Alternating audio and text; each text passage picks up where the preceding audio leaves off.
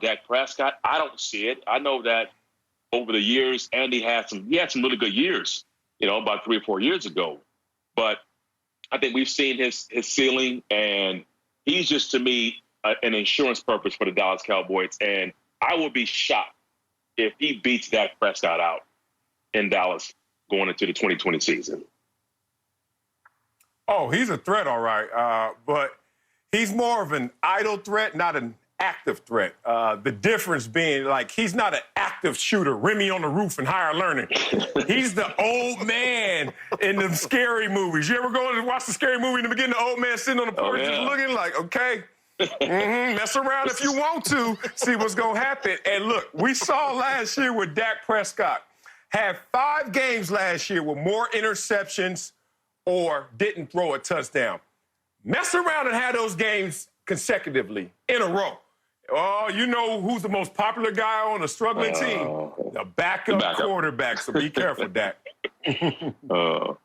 Yeah, I think he's a bit of a threat too, Terrell, for the reason of if Dak misses the entire offseason and Andy Dalton gets to get established with the head coach, and if for some reason Andy Dalton ever gets on the field via injury because Dak sat out and he wins a game, that's going to plant a seed. Oh, we can win games with Andy Dalton. And if for some reason Dak's out and he misses 2 or 3 games and Andy Dalton goes 2 or 3-0 in that stretch, then he's a real threat. But let's keep it moving. Let's move to Antonio Brown, the former Raider, Pittsburgh Steeler, sat out almost all of the 2019 season. He's put out a picture over Instagram of himself playing in a Baltimore Ravens uniform. But I'm starting to have some real doubts if Antonio Brown's going to play at all this season. TD, do you think Antonio Brown remains out of football this season? Wow. Jace, this is it's a tough one for me because I know that, and we talk about it, sometimes questionable character, talent will outweigh that. And if you're a team that needs a wide receiver of Antonio Brown's ability and skills, you might be desperate enough to say, I'm going to take a chance on him, especially if I can get a contract that keeps him at bay. That the first time he says something or does something, he's out of there. He's only playing for a bunch of incentives. You got enough teams who are starving who might want that explosive player in their locker room. But obviously all the legal stuff has to be taken care of. The commissioner has to be able to bless him to get him back into football. But if all those things happen, I would not be shocked to see Antonio Brown back in the NFL in 2020 because some desperate team is going to go get this man. Man, I'm pretty much sold. It's a wrap for Antonio Brown, and it's unfortunate. And it's not even by the team-by-team breakdown. It's not even that. It's the umbrella of the NFL that has not even ruled yet on his suspension. And let's not act like the NFL before hasn't superseded the judicial system and said, I don't care what they're going to do in court. This is what's going to happen in the NFL. We haven't even gotten there yet. And that's a problem if you're Antonio Brown. He's already had 2 workouts since he left New England, and both teams sat there like, we don't know what to do with him because there is no ruling. So in a world where you go after Mike Mayock, who's a general manager, who basically worked for the NFL because he worked for the NFL Network, and then you double down on that and go after Bob Kraft, bro, it doesn't take that much to just suggest that maybe he's not good for the NFL. Let's just say that. Yeah, Marcellus, I'm going to follow up with you and bring Corona into this. Corona is one of the main reasons why the NFL now has an excuse not to finish their investigation with Antonio Brown.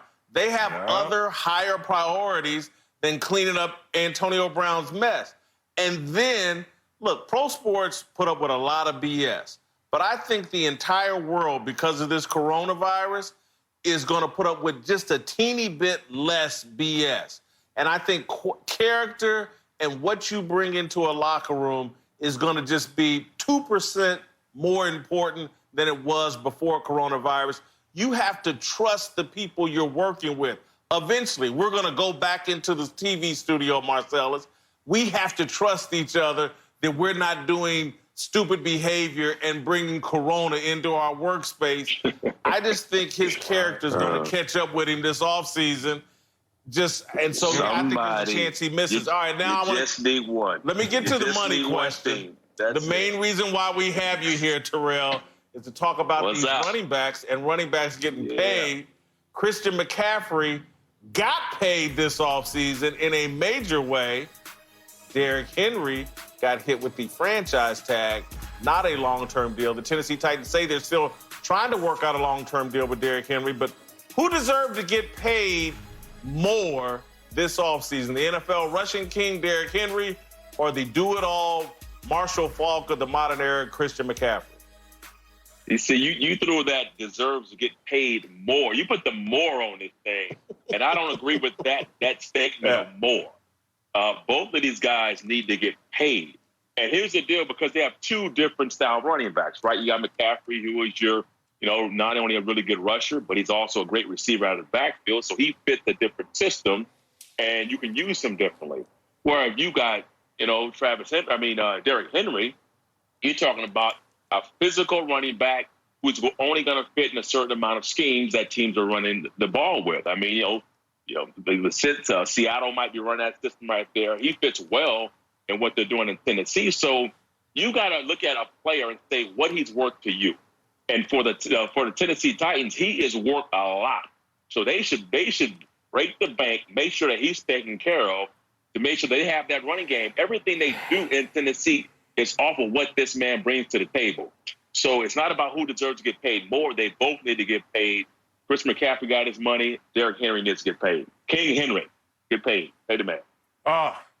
Look, they both deserve to get paid, but who deserved it more? Christian McCaffrey. He's more versatile, and he has a smaller target area. We all know about big running backs. Shoot, I played running back my entire career until I got to the league. No. And one thing I witnessed from all the big running backs, TD, I got film too, it's real. All the big running backs I know, when they fall off the cliff with a jetpack. I mean, boom, it happens like that. So for Christian McCaffrey, there's an evolution. He could become a pass catcher. Hey, we can move him to slot receiver. Let him be Wes Welker 2.0 or something like that. Kind of how the cornerback goes to safety. There is no shifting Derrick Henry once he hits that wall.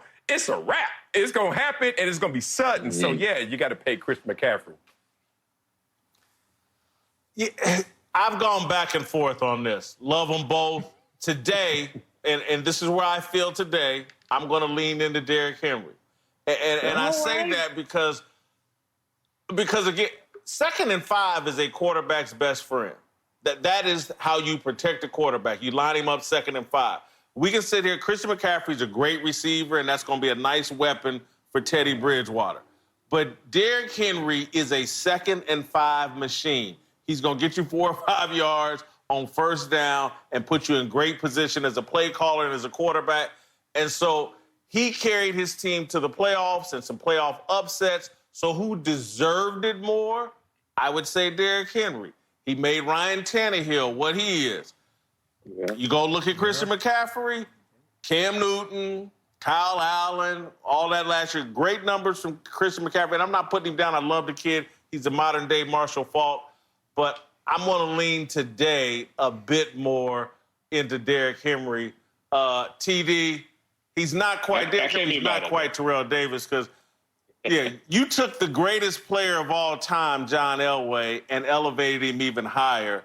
Derrick Henry hasn't done that quite yet. But you're a great analyst for the NFL Network. We'd love to have you back. Love your work.